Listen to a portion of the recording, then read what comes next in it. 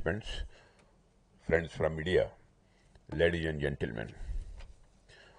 First and foremost, I extend my heartfelt condolences to all those who lost their lives in the tragic incident that occurred in Delhi yesterday.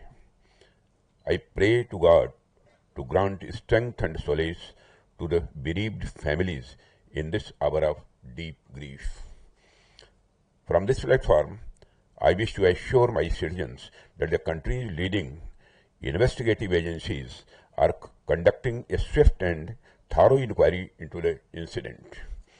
The findings of the investigation will soon be made public. I want to formally assure the nation that those responsible for this tragedy will be brought to the justice and will not be spared under any circumstances. Ladies and gentlemen, it gives me immense pleasure to be amidst this August Assembly of the eminent speakers and participants at the Delhi Defence Dialogue 2025. I extend my warmest welcome to our distinguished international guests, whose wisdom and a global perspective will enrich our deliberations and lend greater substance to this dialogue. I appreciate the Manohar Parrikar Institute of Defence Studies and Analysis and the Director General Ambassador Sujan Chunoy for leading this edition of the Delhi Defence Dialogue.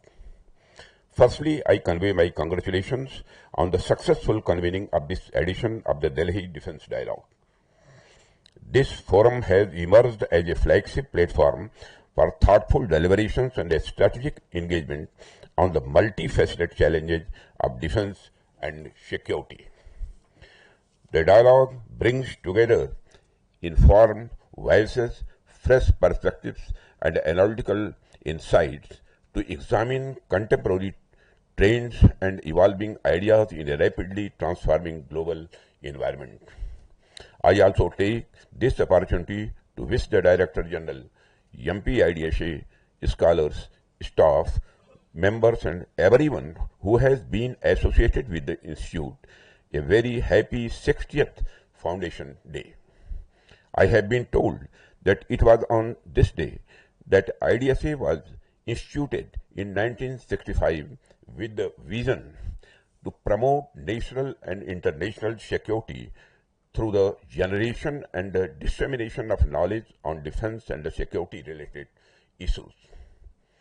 Over the years, MPIDSA has emerged as one of the finest think tanks, not only in Asia but also globally, through its in-depth, independent scholarly research, policy guidance, and efforts to enhance strategic thought in the country.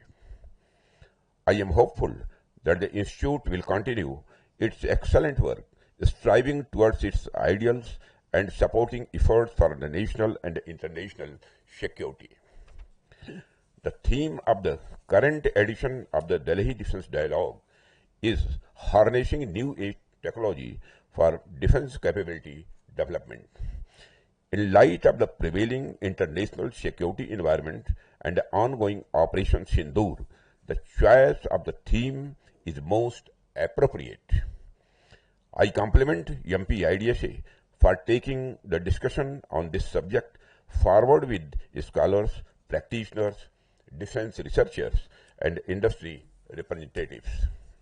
Friends, the character of warfare as well as technology has been changing in every era. From the discovery of the gunpowder to the advent of aviation, from the dawn of radar to the age of cyber and space, each generation has witnessed its own technological revolution. It may be true that change feels faster today, but that is only a matter of scale and perception. Technology has always evolved steadily, persistently, and more often than not for the better. What truly matters, therefore, is not just the pace of technological change, but the pace at which we are able to absorb and adapt to it. Ladies and gentlemen, when we speak of the new age technology in defense, it is natural that our minds first go to the disruptive changes in modern warfare, including artificial intelligence, machine learning, quantum computing, swarm technologies, and so on. These are indeed transformative, and India and the world are making bold strides in each of these domains. But to truly interpret this theme, we must look beyond the obvious. I believe the power of technology is not limited to the devices or algorithm, but it lies in its all-encompassing nature, in the way it redefines every process, every system, and every decision that contributes to the national security. New age technologies is not just about what we fight with, but how we prepare, plan, and sustain. It shapes our procurement processes, our logistics networks, our decision framework, and even our training philosophies. Therefore, when I think about this theme of harnessing technology, I interpret it as a call to reimagine the entire defense ecosystem, right from the spark of an idea in a research laboratory to its field validation in the forward bases, from the flow of the materials through our supply chain to the flow of intelligence through our command centers. Technology must serve as a connective tissue that binds it all together. Whether it is designing a next generation radar, forecasting logistics needs through predictive analytics, or shortening decision cycles through digital dashboards, each element must work in harmony with the others. In this sense, harnessing technology is not just about adding new tools. It is about transforming the very basis of our institutions.